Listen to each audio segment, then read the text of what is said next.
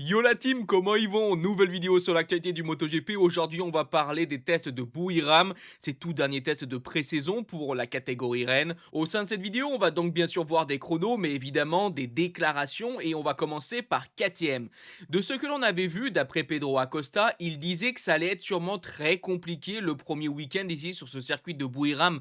Alors on pouvait donc attendre des tests donc sur ce même circuit assez complexes pour KTM. Et si on prend les résultats en général des pilotes KTM, c'est vrai que c'est pas non plus incroyable ce qu'a réalisé le constructeur autrichien, mais Pedro Acosta était quand même très intéressant. Il est 8e au classement donc de la deuxième journée.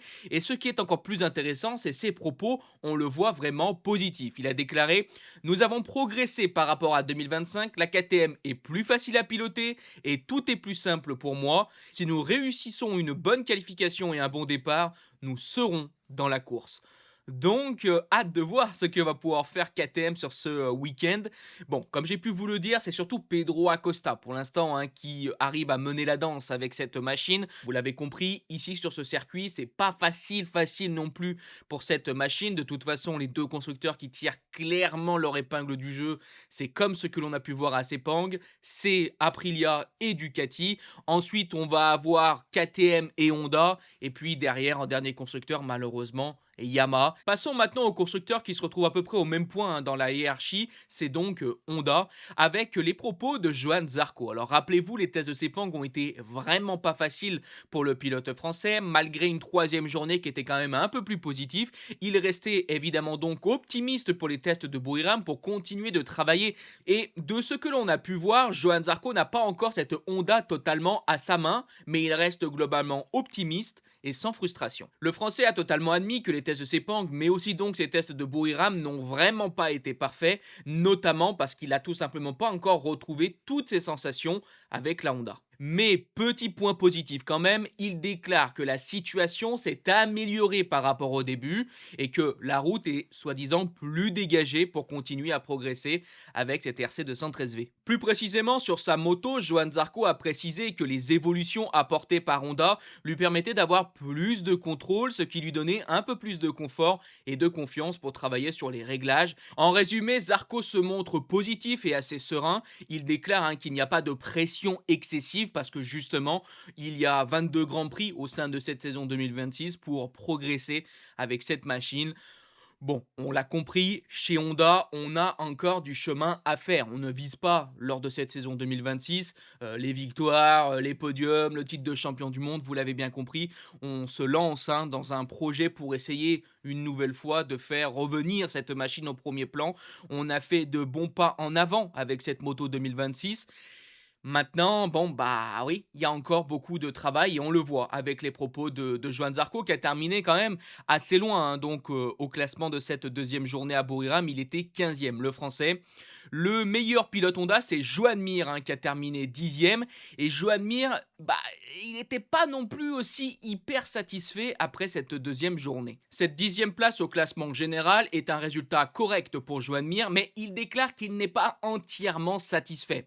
Maintenant, il reconnaît que le circuit de Buriram lui convient moins que le circuit de Sepang et qu'il n'a donc pas pu exploiter tout le potentiel de sa Honda sur cette piste. Il revient justement sur le package de la Honda lors de ses tests de pré-saison et il déclare que selon lui, le package Honda n'est pas encore vraiment compétitif, qu'il a dû par exemple changer la géométrie de la moto pendant le test, ce qui montre qu'il reste en phase d'ajustement important avant ce début de saison. Ça rejoint ce que je vous ai dit pour Johan Zarco. Cette moto, elle a un bon potentiel, elle a évidemment de la performance, mais il y a encore besoin de faire du chemin avec pour pouvoir pleinement l'exploiter. Je pense que vous l'avez compris, même si là le son de cloche est un petit peu plus négatif par rapport à celui de Sepang, il y a quand même de bons espoirs avec cette machine pour cette saison 2026. Et tiens, au passage, je pense que cette vidéo est le bon moment pour vous parler d'une solution pour voir de nombreux sports mécaniques au cours de cette année 2026, avec aussi plein d'autres choses comme une meilleure sécurité en ligne. Tout ça est donc possible avec mon sponsor NordVPN qui me suit maintenant depuis des années et des années. Regardez, si justement vous voulez voir des sports mécaniques, c'est vraiment très simple. Vous avez juste à installer et ouvrir l'application. Et après, il y a par exemple deux choix qui s'offrent à vous. Soit vous allez vous connecter en Belgique et sur internet, aller sur le site de la la RTBF Ovio, soit vous allez vous connecter en Suisse et sur internet, allez sur le site de la RTS. Sur ces deux sites, vous avez de nombreux directs et donc de nombreux sports mécaniques. Pour ceux qui voudraient quand même plus d'informations et avoir un petit peu une vidéo qui leur résume la situation, vous avez mon tuto en description qui est fait par mes soins qui vous montre justement étape par étape comment tout ça fonctionne. Juste à côté, vous avez aussi bien évidemment mon lien NordVPN qui va vous permettre d'avoir de très grosses promotions sur les abonnements d'1 an ou encore de 2 ans, avec en plus des mois gratuits offerts. Donc je pense que c'est une bonne solution à aller tester, surtout que vous avez une garantie satisfait ou remboursé de 30 jours. Donc bref, c'est sans risque. Un grand merci à NordVPN d'avoir sponsorisé cette vidéo. On continue nous avec ces tests de Buriram. Maintenant, je vous affiche le classement de cette deuxième journée de test. Comme vous pouvez voir, il y a la FP3, la FP4, ça veut dire la séance du matin et la séance de l'après-midi. Et je m'appuie sur ce classement pour parler du constructeur italien Aprilia, parce que oui, Aprilia a tapé très fort. Marco Bezzecchi est premier avec un chrono supersonique, 1:28,668. Il a donc battu le record de la pole position de Francesco Bagnaia en 2024 qui avait réalisé 1:28,7. Bref, Aprilia a fait très fort en ayant en plus un deuxième pilote du constructeur, Ogura deuxième, avec aussi un très très beau chrono, 1:28,765. Bref, du point de vue du time attack, Aprilia est vraiment très très très rapide. Mais c'est aussi le cas du point de vue du rythme de course. Par exemple, sur les longs relais, on a livré apparemment une simulation donc de course longue jugée de premier plan pour Marco Bezzecchi, tandis que Ogura, lui, s'est vraiment montré lors de la simulation de la sprint étant l'un des pilotes les plus rapides, voire le pilote le plus rapide. Maintenant, c'est toujours un peu compliqué parce qu'il y a des pilotes qui font pas tous les tours de la simulation, il y a des pilotes qui chutent, comme par exemple Marc Marquez. Mais bref, chez Aprilia, on est rapide du point de vue du time attack, on est rapide du point de vue du rythme de course.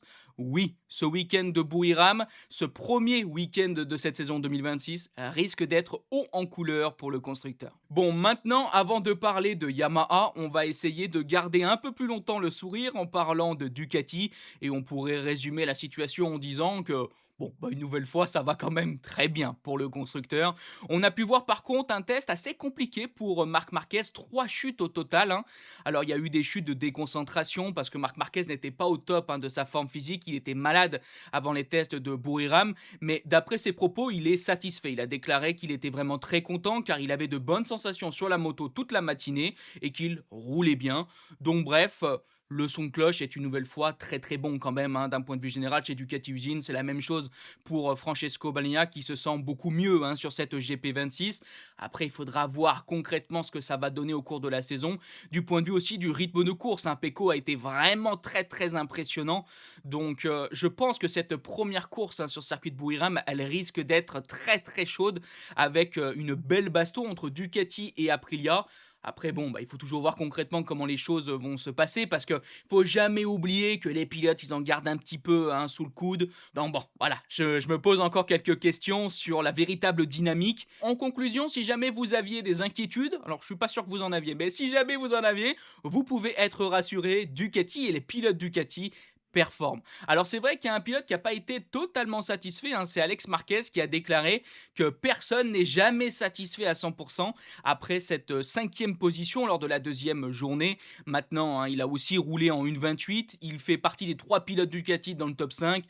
Donc bref, bien sûr qu'il y a toujours des choses à améliorer, qu'il y a toujours du travail à faire, on peut toujours faire mieux techniquement. Mais bon, Ducati est clairement une nouvelle fois au sommet de son art. Bon, par contre, il y a un constructeur, lui, qui n'est pas au sommet de son art, c'est Yamaha.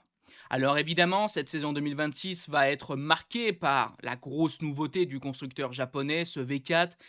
On en a déjà beaucoup parlé, il faut laisser du temps à ce projet qui doit se développer, il y a encore énormément de travail et il était évidemment farfelu d'imaginer une Yamaha V4 aux avant-postes lors de ces tests de pré-saison, mais les choses ne vont vraiment pas bien et on a pu voir même un Fabio Quartararo s'énerver sur sa machine faisant un doigt d'honneur. Bref, Fabio, on sent qu'il est de plus en plus à bout sur cette machine, plus en plus à bout par rapport à sa situation avec Yamaha, ce qui vient une nouvelle fois confirmer que le Français devrait bien partir à la fin de l'année. Du point de vue de la performance, le premier pilote Yamaha, c'est Jack Miller, 16e. On est vraiment très loin, surtout qu'on est à 1 seconde du premier. Par rapport à cette seconde, c'est Fabio Quartararo qui en a aussi parlé, hein, qu'ils étaient 1 seconde plus lents du point de vue du rythme de course. Donc bref, le time attack, c'est dur, le rythme de course, c'est dur. Il y a de quoi avoir grise mine, hein. Avec ses propos, le pilote français souligne, hein, que cette Yamaha V4 est aujourd'hui plus lente qu'en 2025 et qu'ils sont presque 1 seconde plus lents que l'année dernière. Alors rappelez-vous, en 2025, il y avait quand même des points positifs pour Yamaha, mais il y avait aussi besoin de gros progrès. Être presque 1 seconde plus lent que l'année dernière, c'est très dur, ça fait mal. Alors, il a aussi parlé, hein, du rythme de course qui était globalement inférieur. Il a dit que selon lui, la moto n'a pas le même rythme qu'avant, que même si les conditions sont bonnes sur cette piste de Buriram, eh ben, il n'a pas trouvé la clé pour revenir au niveau qu'il espérait. Alors, si on peut quand même noter un petit point positif, il a déclaré, hein, que l'équipe commençait enfin à avoir une orientation à suivre, mais qu'il reste évidemment beaucoup à faire pour comprendre vraiment la moto et ses réglages. Le français a donc identifié deux problèmes principaux pour l'instant sur cette machine, c'est l'adhérence à l'arrière, mais aussi le comportement en virage, soulignant que le turning était maintenant compliqué avec cette machine, alors que historiquement, le turning, c'est la force de la Yamaha. Donc bon, bah en résumé, la Yamaha, elle est vraiment très loin d'être compétitif. On a pour l'instant chez Yamaha l'impression qu'on a réalisé un gros pas en arrière pour, on l'espère, faire ensuite des pas en avant et dépasser le potentiel que l'on avait avec la Yamaha 4 cylindres en ligne. Je C'est frustrant. Voilà, le problème, c'est que ça fait combien d'années que lors des tests de pré-saison, je vous dis: «Oui, bon, voilà, il y a du potentiel, il faut qu'ils travaillent et on espère qu'ils vont progresser». Ça fait maintenant quand même pas mal de temps.